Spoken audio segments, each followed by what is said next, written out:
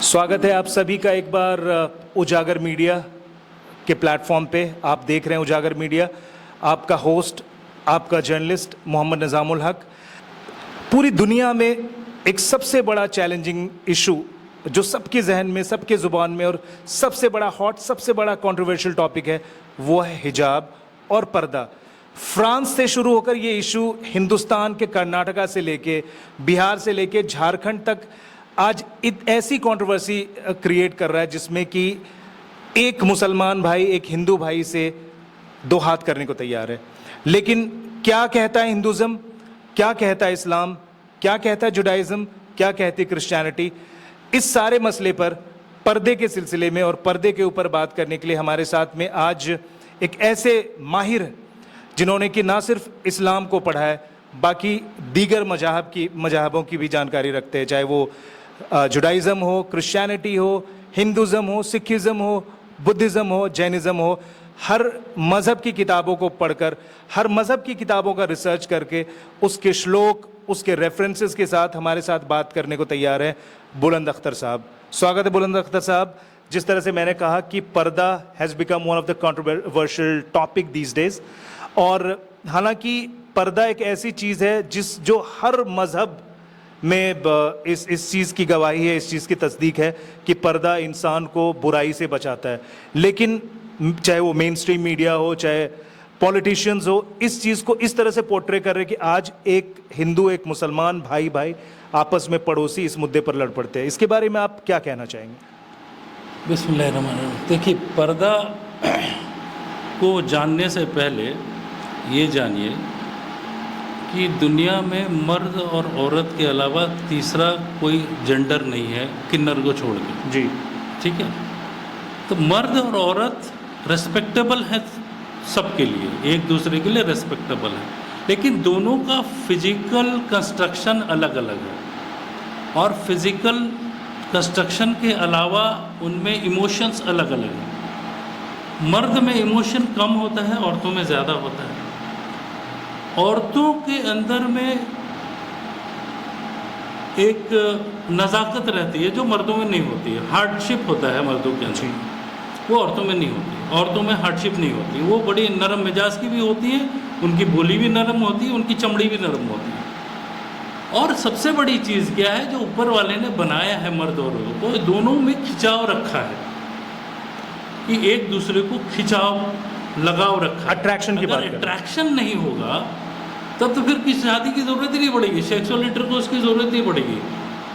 तो लगाव को रखा है, तो लगाव के लिए अच्छा। दूसरी चीज़ क्या है कि मर्द औरत की हर चीज़ को देख करके आसक्त होता है। मर्द में जो डिज़ायर है वो औरतों से बहुत ज़्यादा है। इसको अगर नहीं रखता ऊपर वाला तो दुनिया का निज़ाम ही आगे नहीं चल सकता, दुनिया में लोग ही नहीं पैदा हो पाते। मर्दों में सेक्सुअल डिज़ायर ही नहीं होता, कोई जाता ही नहीं लड़की के पास। जब लड़की के पास जाता ही नहीं, रिलेशन बनाते नहीं, औलादें पैदा नहीं होती। तो लेकिन औरतों के अंदर में फिजिकल कंस्ट्रक्शन अलग रखा है।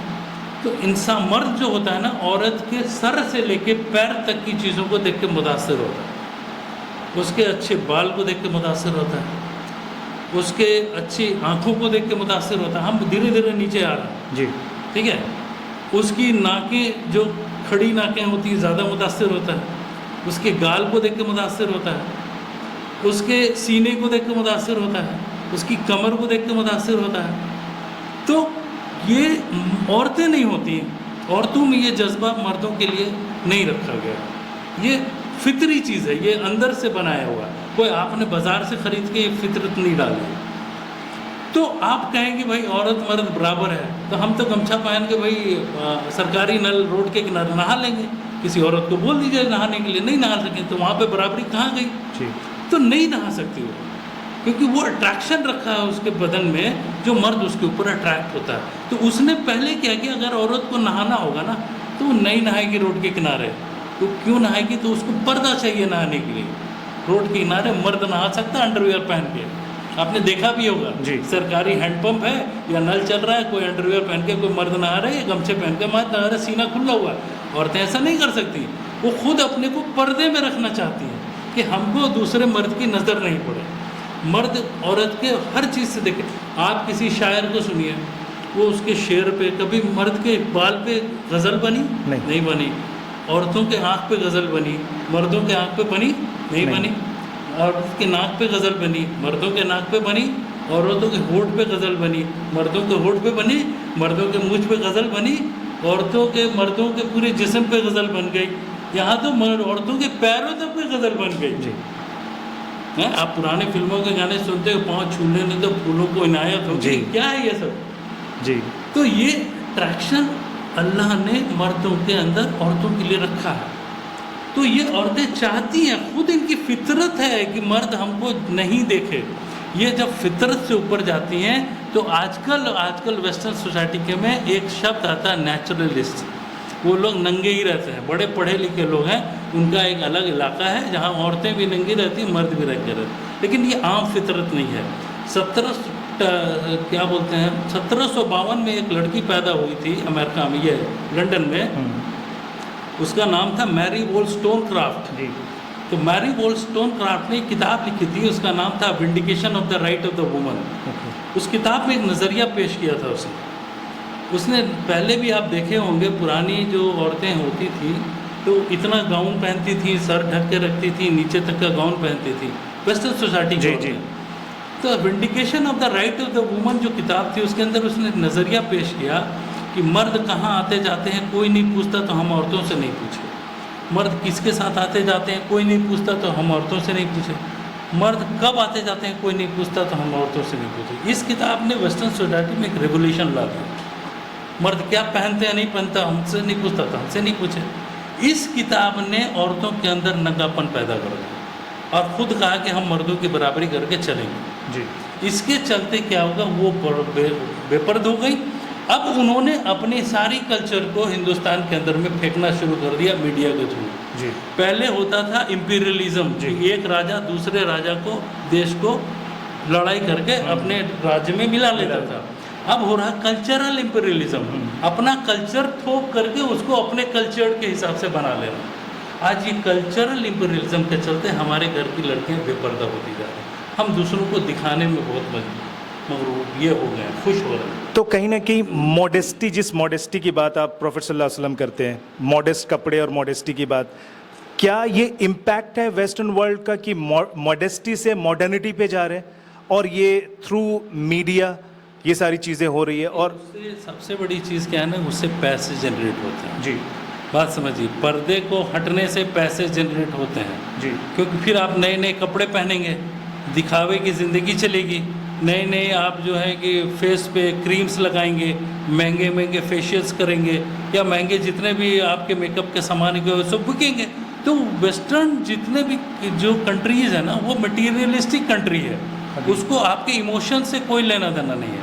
जी। फ्रांस से जो ये मामला उभरा और अब हिंदुस्तान तक आया है, लोगों को ये बताता चलो कि फ्रांस एक ऐसी कंट्री है जहाँ पे कॉस्मेटिक का प्रोडक्शन सबसे ज़्यादा है। और फ्रांस को ये पता है कि अगर लोग हिजाब में होंगे, पर्दे में होंगे, तो शायद जो उनका कॉस्मेटिक का इंडस्ट्री है, जो मेकअप इंडस्ट्री, शायद वो डिमोलिश हो जाएगा, वो ख़त्म हो जाएगा। तो उसी रिलेटेड बात कर रहे हैं बुलंद अख्तर साहब कि वो एक इंडस्ट्री तबाह हो जाएगी। सिर्फ मुसलमानों की बात नहीं है, ये एक ऐसा सिस्टम है, सनातन धर्म हो, चाहे क्रिश्चियनिटी हो, जुडाइज़म हो, पर्दा हर किसी में है। बाकी आपको डिटेल में बताएंगे। जी। देखिए, पर्दा का मतलब होता है कि अपने हुस्न को छुपा के रखना। जी। अपने हुस्न, जिससे मर्द अट्रैक्ट होता है। जी। रेप मर्दों का नहीं होता है, जी, औरतों का होता है। अभी जय किशोरी जी की एक बात हम देख रहे थे किसी वीडियो में, तो उन्होंने कहा कि आप अच्छे कपड़े पहनो ना, आप क्यों मर्दों को कहते हो कि आप अपनी नज़र अच्छी रखो? भैया, आप अपने कपड़े अच्छे रखो, उनकी नज़र अपने आप अच्छी हो जाएगी। आप चाहती हो कि हम खराब कपड़े पहने और दूसरों को बोलते हो कि नज़र अच्छी न करो। नहीं, तो जया किशोरी जी की बात मैं आपसे अग्री करता हूँ, जया किशोरी जी ने ये कहा, लेकिन क्या हम कुरान के वर्स चैप्टर 24 जो सूरह नूर की आयत है 27 से 31 तक की, अल्लाह कुरान में फरमाता है कि मर्दों को अपनी नज़र नीची रखें, जहाँ पे औरतों को पर्दे का हुक्म है सूरह अल-अज़ाब में, वहीं पे मर्दों को नज़र नीचे रखने की। पहले मर्दों को नज़र नीचे करने का हुक्म है जी, कि तुमको अगर किसी गैर के ऊपर नज़र पड़े तो अपनी नज़र नीचे कर लो। जी। और औरतों को कहा गया कि तुम अपनी जीनत को दूसरों के सामने नहीं दिखाओ। जी। जीनत क्या है? जीनत कलेजा नहीं है जी, सिर्फ। बिल्कुल। इंसान सबसे पहले किसी की सूरत देख के मुतासिर होता है। एक एग्जांपल देता हूँ कि दो लड़की खड़ी है, एक ही मतलब फाइनेंशियल स्टेटस की है, एक ही क्वालिटी ऑफ एजुकेशन ली है, एक ही फैमिली स्टेटस उसका है, लेकिन एक वो काली है एक गोरी है। लेकिन आप अपने बेटे के लिए पसंद करने जाएंगे तो गोरी पसंद करेंगे, क्योंकि आप उससे मुतासिर होते हैं। इंसान का चेहरा, सबसे पहले चेहरा देख के इंसान मुतासिर करता है। किसी लड़की को अपने बेटे के लिए रिजेक्ट करते हैं तो आप चेहरा देख कर रिजेक्ट करते हैं, उनकी क्वालिटी देख कर रिजेक्ट करते हैं। जी। तो इसीलिए अल्लाह ताला ने कुरान में वजाहत कर दिया है कि तुम अपनी जीनत जिससे लोग अट्रैक्ट होते हैं वो दूसरों को मत दिखाओ। तो जीनत बाल से लेके पैर के नाखून तक है। लोगों ने सिर्फ कलेजे को जीनत समझ लिया है, ऐसा नहीं है मेरे बुजुर्ग दोस्तों। जिस तरह से आपने बताया, एक इसी से मिलता जुलता मेरा क्वेश्चन ये है कि जैसे औरतें मार्केट जाएंगी कुछ ख़रीदने तो वो बानकाब होके जाएंगी, और जैसे ही घर आएंगी सोशल मीडिया अपना खोलेंगी, अपना डीपी, अपना स्टेटस, वो छोटे टी शर्ट में, बाल खुले, लिपस्टिक लगा के, कहीं ना कहीं से सबसे पहली चीज़ यह है कि आप औरतों को ये समझना होगा कि हम दिखावे की वस्तु नहीं हैं। जी। कि मैं मुसलमान की बात कर रहा हूँ, ईमान वाले मर्द और ईमान वाले औरतों को मर्दों को चाहिए कि अपनी बीवी को चेक करें कि वो दिखावे की चीज़ नहीं है। और वो आपको अपनी जीनत दूसरों को दिखा के क्या करेंगे। अब एक लड़की चली जा रही है दिखा के, आप बोले क्या मैडम बहुत अच्छी लग रही हो, तो लड़की को ख़राब लगेगा। लेकिन वही उसका हस्बैंड करेगा, आज तो बड़ी कातिल लग रही हो, तो वो बहुत खुश हो जाएगी, क्योंकि हस्बैंड उसके लिए लीगल है। तो इसीलिए आप अपने हस्बैंड के, इसलिए इस्लाम कहता है कि तुम्हारा शौहर जब बाहर से आए तुम उसके सामने खूबसूरत बन के रहो, कि जब वो अपनी खूबसूरती तुम्हारी देखेगा तो बाहर इधर उधर नहीं तलाश करेगा, क्योंकि तो बाहर रहता है, दुनिया भर की औरतों को देखता है, तो तुमसे मिल जाएगा उसकी, तुम्हारी सारी चीज़ें उसकी, तो क्यों देखेगा वो। तो आज औरतें इस चीज़ को कर रही हैं कि अपने व्हाट्सएप के डीपी में लगा रही हैं, अपने फेसबुक के जो उसके प्रोफाइल में अपना फ़ोटो लगा रही हैं। ये नहीं होना चाहिए, ये तो कतई ही नहीं है। ये नहीं समझ रही हैं बेचारी हमारी बहनें जो कर रही हैं, बेटियां कर रही हैं, ये बहुत गलत कर रही हैं। हम इससे गुजारिश कर रहे हैं कि ये काम ना करें, अल्लाह के वास्ते। जी, बहुत बहुत शुक्रिया। तो जिस तरह से बुलंद अख्तर साहब ने कहा कि पर्दे का मतलब सिर्फ मार्केट जाने और मेला जाने के वक्त में हिजाब और बुर्का पहन के जाने का नाम पर्दा नहीं है। पर्दे का असल मकसद है कि आप घर में भी जिस्म के पर्दे से लेके रूह का पर्दा, निगाहों का पर्दा, हर पर्दे की वजाहत कुरान ने की है। और कुरान और हदीस और दीन पर अगर आप सच में दुनिया और आखिरत में कामयाब होना चाहते हैं, चाहे वो एक हिंदू हो, एक सनातनी हो, एक क्रिश्चियन हो, एक जू हो, एक पारसी हो और एक मुसलमान हो, हर धर्म ग्रंथ में पर्दे की बात हुई है। और वक्त की कमी की वजह से मैं उसकी वजाहत पे नहीं जा पाया, बुलंद अख्तर साहब से ज़्यादा सवाल नहीं पूछ पाया। किसी दिन अगले वीडियो में इस पर डिटेल में बात करेंगे, और जो भी आपके डाउट्स, जो भी आपके कन्फ्यूजन है, उजागर मीडिया आपके लिए 24 घंटे तत्पर है।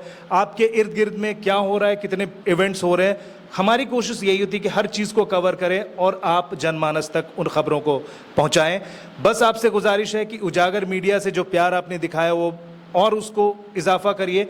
जो भी वीडियोस देखें आप उसको अपने दोस्तों के साथ शेयर करें, लाइक करें, और कमेंट सेक्शंस में आके अपने फीडबैक, अपने कमेंट्स उस इशू के बारे में, उस टॉपिक के बारे में ज़रूर दें। और अगर आपका कोई कन्फ्यूजन हो इतना जानने सुनने के बाद, तो वहाँ पर अपने कमेंट्स करके हमसे सवाल पूछें।